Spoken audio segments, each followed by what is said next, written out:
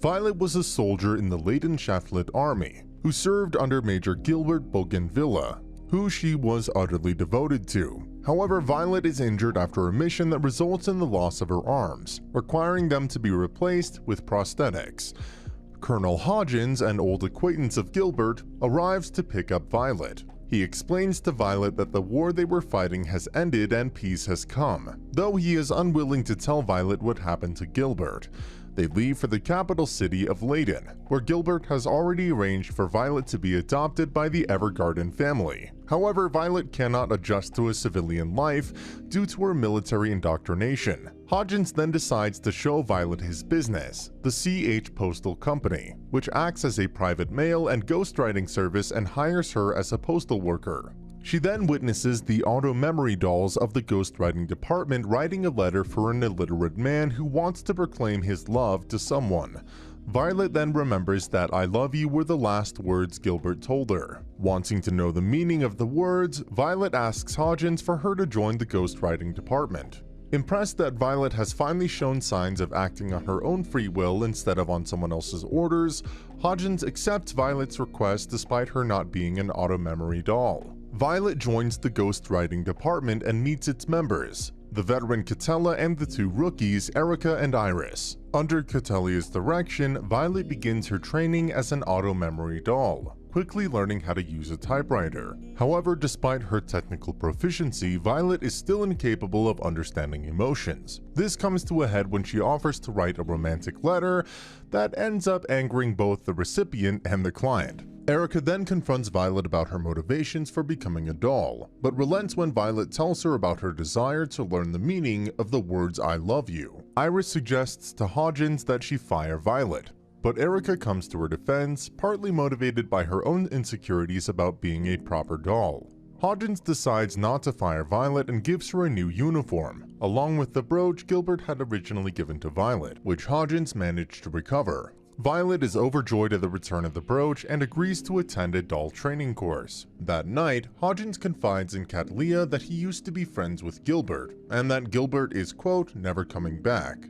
Violet attends the auto-memory doll training school in order to become a true doll. There, she meets and befriends a girl named Luculia Malborough. The next day, Violet and Luculia are assigned to practice their actual ghostwriting skills on each other. However, Instructor Rodanth is unimpressed with the way Violet ghost wrote Lucilia's letter, informing her that letters are an instrument for communicating a person's feelings, and that the letter she ghost wrote was unacceptable. Luculia decides to take Violet to her favorite spot atop a bell tower to show her the view, and it's revealed that Luculia's brother is crippled from the war and is now a drunkard. However, Violet fails to pass the class while Luculia graduates with top marks.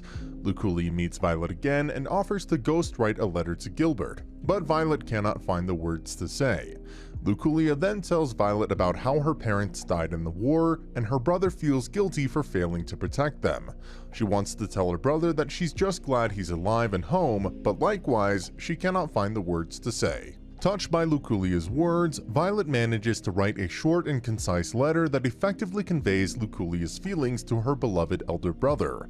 Upon being shown the letter, Instructor Rodanth allows Violet to graduate, and Luculia helps her elder brother to the top of the bell tower to enjoy the view like they used to as children. Iris receives a personal ghostwriting request from her hometown, but accidentally injures her hand. As a result, Violet is sent along with her to assist with her writing. Upon arriving, Iris is met by her parents, and her mother reveals that she was the one who had sent the request in order to get Iris to come back to celebrate her birthday. However, Iris is frustrated when her mother admits she wants to use the party as a way to find a suitor for her. As Violet writes the party invitations, Iris specifically asks her not to send an invitation to a man named Emmon Snow, but Violet sends the invitation anyway. When Emmon appears at the party, Iris angrily retreats to her room. Violet then talks to Iris to figure out what's wrong, and Iris tells her that Emmon was her childhood crush, but he rejected her confession. The emotional pain caused by Emmon's rejection was what caused her to leave her hometown to become a doll. This causes Violet to realize that a love confession like Gilbert's must have required a great deal of courage. Violet then helps Iris write apology letters to all of her party guests as well as her parents. Moved by the letter, Iris's parents allow her to continue working as a doll. On the way back to Leiden, Iris tells Violet that her parents named her after the flower of the same name, since she was born while they were in full bloom. This triggers a flashback in Violet, who remembers that Gilbert named her after the flower of the same name. At the request of the military, Violet is sent to the kingdom of Drossel in order to write a public love letter to its teenage princess, Charlotte, to Damien, the prince of the neighboring kingdom, Flugel. Violet's mission is crucial since Drossel and Flugel were previously enemies in the war, and are arranging the marriage to cement the terms of the peace treaty. Despite Princess Charlotte's being anxious about the wedding, Violet writes the love letter, and Prince Damien writes back a letter in response, but Princess Charlotte doesn't appear satisfied with it. Princess Charlotte later confides in Violet that she met and grew infatuated with Prince Damien when she first met him, since he treated her as a person and not as a potential wife or a mere queen consort. However, she is unsure whether Prince Damien reciprocates her feelings or not, since she could tell the letter he returned contained no emotion in it. Violet then gets an idea, and arranges with Damien's doll to have Princess Charlotte and Prince Damien both write their own letters to each other. This starts a heated but passionate correspondence between the two that entrances everybody in both kingdoms. The wedding goes as planned, while Violet and Cattleya, who was Prince Damien's doll, return to Leiden, though Cattleya notices Violet smiling. Upon returning, Violet encounters Gilbert's brother, Dietfried, who expresses disbelief at how she became a doll and reminds her that she had killed countless people, including many of his men. Violet, along with a number of other dolls, arrives at the Shahar Observatory in order to help the scholars make copies of a number of books. Violet is paired with a young scholar named Leon, who initially dislikes her and dolls in general. However, he is impressed with how quickly she works and begins to soften when he sees that she doesn't care about his background or upbringing as an orphan. He invites Violet to view Ali's comet with him, which only appears once every 200 years, and she accepts. While the two stargaze, Leon explains that his father was also a scholar at the observatory, but had disappeared on an expedition. His mother then left home to search for him and never returned either, causing Leon to resent them and the concept of love. Violet then tells Leon that she has no known blood relatives, but is completely devoted to Gilbert. It is then that Leon realizes that Violet is in love with Gilbert. The next morning, Violet prepares to leave now that her job is complete. Leon sees her off and tells her that instead of waiting at the observatory for his parents to return, he'll start traveling the world like Violet to go look for them. As Violet leaves, Leon wonders if he'll ever encounter her again. Violet goes to assist a famous writer, Oscar Webster, in writing his next play.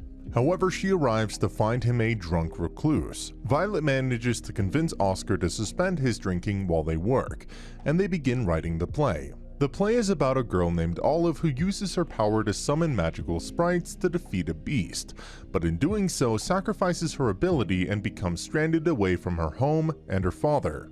Violet becomes curious about how the story will end, which Oscar hasn't decided upon yet. Violet then finds a parasol, triggering an angry outburst from Oscar. He then admits to Violet that he based Olive off of his daughter, Olivia, who had died from illness, and he was trying to write the play as a way to cope with his grief over her loss. Violet then inspires Oscar with the idea of Olive using her magical parasol to fly home. As Oscar comes to terms with his daughter's death, he thanks Violet. On the way home, Violet begins to suffer regrets over the people she killed during the war, wondering how many happy endings she may have prevented. Upon returning to Leiden, Violet learns from Mrs. Evergarden that Gilbert is dead and confronts Hodgins. He admits that after their final mission, neither Gilbert nor his body could be found, but his dog tags were recovered, leading to the army's presumption that he was dead. Violet remains in denial about Gilbert's being dead and flees to the post office in distress. Violet heads over to the military headquarters to confront Dietfried about the truth of Gilbert's fate, and he confirms that he is dead. Still in denial, Violet travels to Gilbert's mansion, where she finds his grave. Back at the post office, Hodgins leaves to go look for Violet. Violet then begins to recall her past with Gilbert, which started when Dietfried transferred her to his command as a child soldier. Despite his desire to raise Violet as a normal girl, Gilbert is forced by his superiors to put her on the front lines due to her astounding combat capabilities. Violet proves to be instrumental in winning many key battles. During this time, Gilbert gave Violet her name and taught her how to read and write, and he eventually bought her a brooch as a gift. Sometime later, Gilbert's unit is assigned to stage an attack on the enemy's headquarters, the success of which would mean the end of the war. Gilbert's unit suffers heavy casualties in the assault, but they are able to seize the headquarters and signal the main force to attack. However, just as Gilbert sends the signal, he is shot by the enemy soldiers, which horrifies Violet to her core. Continuing Violet's flashback, she is resolved to carry the wounded Gilbert to safety, but he is shot and hit with a grenade in the process, resulting in the loss of both of her arms. Gilbert tells Violet to leave without him and finally tells her that he loves her, but she doesn't understand his words. Defeated, the enemy army bombs their own headquarters, and Gilbert sacrifices his life to push Violet to safety. In the present, Violet returns to the battle site to search for Gilbert. Hodgins then arrives and tells her that Gilbert had entrusted her care to him in case anything happened to Gilbert. Violet returns to the post office with Hodgins but refuses to do any more ghostwriting work, worrying her co-workers. After helping Roland deliver letters and reading letters sent to her by Erica and Iris, Violet comes to realize that the act of receiving a letter can bring someone joy. She returns to work, starting with ghostwriting a letter for Spencer, Luculia's brother. Violet returns to the post office and asks Hodgins if it is really okay for a person like her to live there. Hodgins responds that what she had done in the war could never be undone, but that also applies to all of the good deeds she had done as an auto-memory doll. Violet arrives at a mansion, where a 7-year-old girl named Anne lives with her wealthy but sickly mother. Anne's mother has hired Violet for 7 days to write letters, but Anne is not told what the letters are about or who they are for. In addition, Anne is both mistrustful and fascinated by Violet, as she mistakenly believes her to be an actual living doll due to her prosthetic arms. Over the next week, Anne comes to accept Violet but cannot accept being separated from her mother while the letters are written. After an angry outburst by Anne, Violet manages to calm her down and convince her not to blame herself for her mother's illness. With the intimate letters finally written, Violet leaves, and eventually the mother dies. Afterwards, Annie begins receiving letters from her mother written by Violet, and eventually grows up to start a family of her own. Back at the post office, Violet reveals to her co-workers that the letters would be delivered to Anne on her subsequent birthdays for the next 50 years, and is overcome with emotion at the thought of young Anne having to live all alone after her mother's untimely death. The CH Postal Company receives a request from a doll from the neighboring country of Citrogal. However, the country is in a state of civil war between the warmongers and moderates. The request is from a soldier fighting on the front lines, but due to the danger, Hodgins refuses the request. Violet overhears and travels to Citrogal to find the client, Aiden Field. Aiden is fighting for the moderate faction, but his squad is annihilated by the enemy and he is gravely wounded. Violet arrives by parachute and rescues him. Believing that he is mortally wounded, Aiden has Violet write farewell letters to his parents and his good childhood friend, Maria, confessing his love to her. With the letters completed, Violet comforts Aiden in his final memories as he pictures himself reuniting with Maria. Violet delivers the letters to Aiden's parents and Maria. Despite being saddened by Aiden's death, they thank Violet for delivering his final letters to them. Violet then breaks down in tears, apologizing for her inability to protect Aiden and help him return home safe and sound. Dietfried is ordered to protect a special envoy who will be traveling to a conference to sign a peace treaty formally ending the war. Meanwhile, a rebel anti-peace faction led by General Murkolov plans to ambush the envoy in order to stall the peace talks. Katlia and Benedict accompany the envoy as they board a train to travel to the city of Destery. Meanwhile, Violet, returning from Citrogal, notices a number of fires near the railroad. Upon learning that Katlia is on the train, Violet decides to accompany them for protection. However, the anti-peace rebels have already infiltrated the train, and after it leaves the station, they stage an attack. Violet attempts to fight back but is eventually restrained due to her refusal to kill anybody. Dietfried rescues Violet, although he blames her for Gilbert's death and tells her that she has no reason to live. Violet counters that Gilbert's final order was for her to live on, and that she regrets not being able to protect Gilbert. At that moment, a rebel fires a rifle grenade at Dietfried, but Violet deflects the grenade with her prosthetic arms, which begin to fall apart from the intensive effort. Violet continues to protect Dietfried, losing one of her arms in the process.